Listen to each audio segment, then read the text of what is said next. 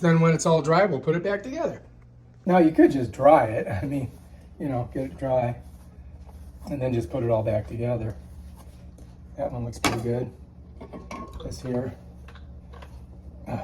That way you can put it away. You know what I mean? Instead of leaving it on the counter. Get it all cleaned out. Set that down. This one, be careful. I already cut my hand. Oh no, I'll show you. Look. Look at this.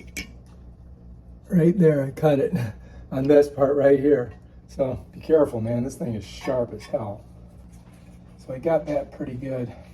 Made sure I got all the egg off of it. It's nice and clean. And now we can just put it back together and put it back up on the shelf. So if you look on there, you're going to see there's little grooves. And in here, it's like a little groove. It's like, you know, you're screwing it on, right?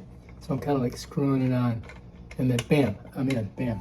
Then here, this side here, it's got the little grooves in it. So you just got to match them up, right? Like right like that. See how that goes in there? Bam. Now you can store it, just like that. It stores right, that's how much space you need when you got it locked down. If you got it popped up, then, you know, you're talking, it's going to take more space. So it's better just to leave it like that. And you can just set it anywhere in your cabinet. But that's it right there. All right, if you like this video, subscribe to my channel and check out my other awesome videos on stuff like this. Peace out.